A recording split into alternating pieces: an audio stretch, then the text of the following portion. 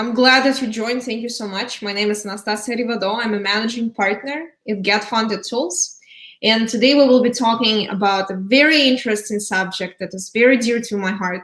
And there is a lot of interest and insights that I hope will inspire you to create profitable and impact positive businesses.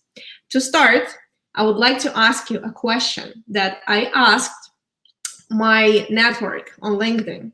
I've asked, if you have $1 million to invest, this is your first $1 million and you can't really make a mistake, so you want to make the best investment possible with this $1 million, where would you put it?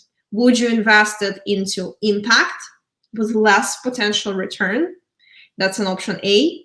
Option B is, would you invest it into the no return but high profitability deal, or would you buy a Lambo? And I've got very interesting responses to this question. And since you guys are here now, I see a couple people are joining, I would like to post me in the chat answer to the question. Would you invest your first million into impact positive but less return? That's an option B. Option A. Option B is higher return but no impact. Or would you buy a Lambo? And while you're thinking about that, I want to share with you the interesting statistics that I've got doing that research within my network. Okay, I see from HAMA option. I personally would probably, if I would be asked, so I would probably say option A. For you to understand where I'm coming from, I work with primarily tech founders and with venture capital investors, with fund managers. 80% of my clients are usually pursuing positive impact, both in their fund and in their startup. So when I asked this question in my LinkedIn, I received 41% towards option A, which is impact positive, less return. 39% voted towards option B, that we want to get high return, but we don't really care about impact. And then about 20% of the people went towards buying Lambo, which I think is very interesting. And only 2 people out of almost 200 that filled out this questionnaire send me question in direct messages asking, Anna, why are you saying impact or high return? And the reason why these people ask these questions is because these 2 people are running emerging funds that are investing in impact technology, and they really know the numbers behind this question. Today, I will share these numbers with you and the drivers behind these numbers. But before we dive into that, I always like to ask the question, which is question that comes to in life of every entrepreneur and every investor: do good or get rich? And that's the question that we as humanity have been asking ourselves for the past 100 years. And as we can see on the results that's happening right now with our planet, with our society, with the crises we're undergoing, we've been choosing second. We've been choosing getting rich over doing good. At the same time, we've established charity organizations, impact positive social organizations that are trying to do good without getting rich, to balance out one over another. But is this the best strategy? This is something we will be discussing over today. So there are 2 types of founders and there are 2 types of investors. First type is the do-good founders. And the second type is the get-rich founders.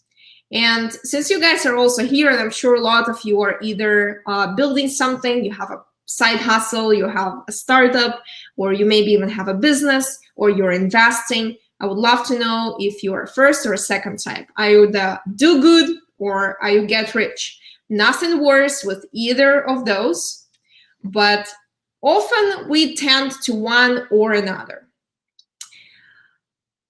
For me personally, it was a year 2015. I came to the Silicon Valley with my startup. I'm originally from Ukraine, and the meditation was just getting popular back then. And 2 years prior to coming to San Francisco, I've had massive burnout. It was so bad that I had to stop my entire work and then just go to India for 4 months, don't work, don't do anything, just meditate and get myself together. I realized that meditation is an extremely powerful tool that helps you not just overcome your burnout, but also prevent it. I went into the studies, I went into the ancient scripts, I've done full circle research on the aspects of meditation when it comes to stress relief. I came to San Francisco, the tech capital of the world, and I decided that I need to change the world. I want to build on-demand platform for meditation. And I started raising capital for it as a startup CEO. And for some reason, I couldn't raise it. I was like, but what do you mean? 70% of the entire world health problems are coming from stress. I'm addressing this primary problem. Why nobody wants to invest in this? Investors that I was pitching to been telling me, Anna, there is no business there. I was like, what do you mean? On demand. You need a meditation, there is a teacher. Something I learned later is that I was the do-good founder. I was so obsessed with making a positive impact that I was not putting enough attention to the business model and to the numbers. And even though right now there are several meditation platforms, and one of them I will mention in detail today, I'm friends with their investor that are doing good and getting rich. But back then, I was too impact driven. I was only the do-good founder. Obviously, it was a tough experience. So I flipped my life and I became a get-rich founder.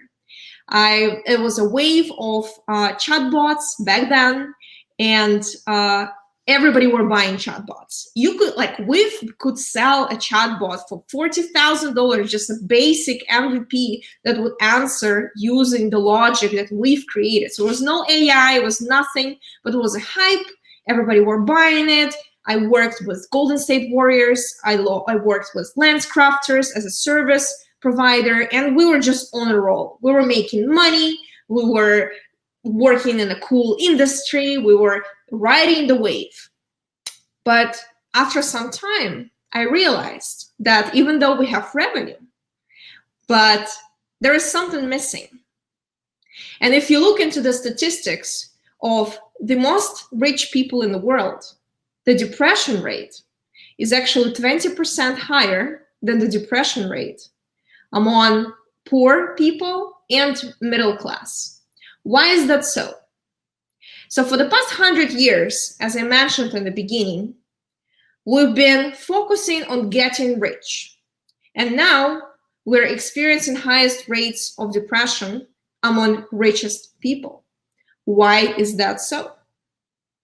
And then as an entrepreneur, I decided I want to help founders who are do-good founders to find a way to get rich founders and combine both approaches in one.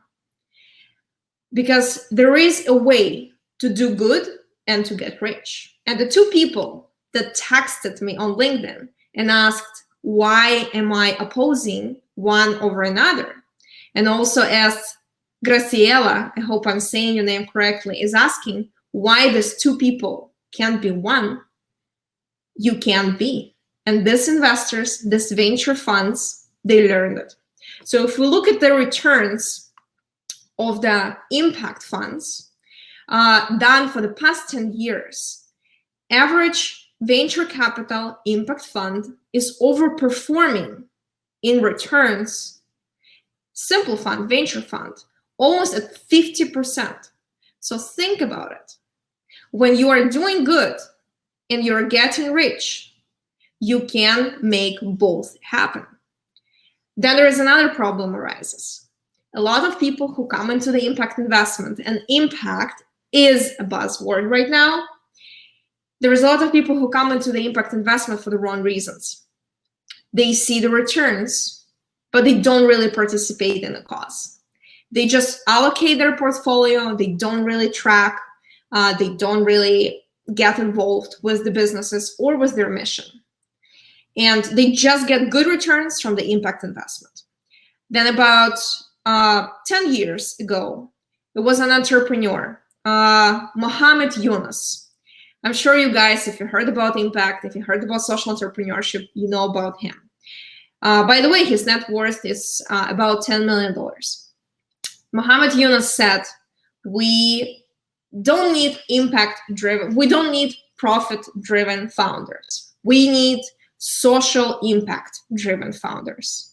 And he created the around social entrepreneurship, where profit is not the cornerstone of the business, the social impact is. Because he believes that if the founder will have investors that are pursuing profit, he will never be able to focus on the impact itself. I believe it's not true. And the market proves that it's not.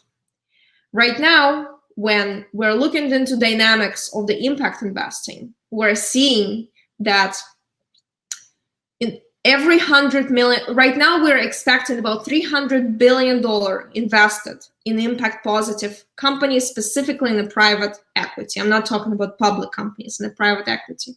And that's just a fraction of the $20 trillion market that is being invested across other verticals. So it's still very small, but the reason it's getting so popular, A, is that it's obviously giving great returns. B, is getting another type of return that regular investment doesn't give. So what is that thing that new investors and new entrepreneurs are chasing by starting profit-driven, impact-focused companies? The answer is very simple and very profound at the same time. The return on investment that you get when you're running the business or you're investing in impact-positive company is fulfillment. And it's something that you can't buy with any money. And it's something that any amount of return on investment can't give you. And it's also something that I wasn't getting when I was running my chatbot business. Money and wealth are not equal fulfillment. And since we're all seeing the rise of consciousness in the world right now, rise of consciousness both among entrepreneurs and among investors and everybody else, obviously, in our society, we're seeing that fulfillment is becoming something more valuable than capital itself. I'm friends with Charlie Hartwell. He is an incredible investor from Bridge Builders. I promised you to tell the story about mindfulness startups that are doing good. He runs the fund that invests in impact positive companies that are increasing consciousness and eliminating human struggling in the world, tech companies. Their premises is to find companies that are not chasing unicorn status, but the companies that are chasing sustainable business models and obviously return on investment. Their investment group is happy to have return on investment 4 to 5x, which is actually half lower than the average venture fund would expect. This is their goal. They're not chasing the unicorn, but at the same time, 14 investments that they've made after 8 years of existence are still alive. All these companies that they've selected for sustainable business models, high average potential return, and strong teams are still operating. 2 of them are approaching unicorn status, but that was not the goal. The goal was sustainable business model and positive impact. So I'm seeing a huge shift in the mindset of investors. They are looking for sustainable business models. They are looking for return on investment, and they're looking for fulfillment that they're getting from seeing teams that are not burning out, from seeing founders that are thinking impact, from seeing beautiful technologies that are creating truly positive impact in the world. The good news is that there are more and more people like Charlie Hartwell in the world that I'm lucky to meet every day and to work hand in hand on. And I am so grateful and so happy that we're entering the era where profit meets impact. And we truly can create sustainability of businesses and sustainability of lifestyles. Funny fact for you guys. After interviewing more than 10 impact investors, I've noticed that number one thing they look for in the founder is how do they structure their lifestyle? Because creating sustainable business starts from having sustainable lifestyle. The era of hustling and burning yourself to the ground as a founder, working 7 nights in a row with nonstop is over. We need to see founders that are capable of managing their own life, their own energy, building the team in the same way, creating similar business model, and focusing at the same time on profitability, impact, and fulfillment. So I'm so happy and grateful that you came here for this talk today, and I want you to go back with one thought, that doing good makes you rich, and most importantly, fulfilled. That's the end of everything I wanted to tell you today. If you guys have any question, we still have a couple minutes left, so please feel free to drop them in the comments. I do work with a lot of incredible startups. I do work with amazing fund managers. Our company helps with fundraising, with reaching out to investors, creating investor relations, building fundraising operations. And we're just seeing incredible technologies and incredible people that are on the cutting edge of tech.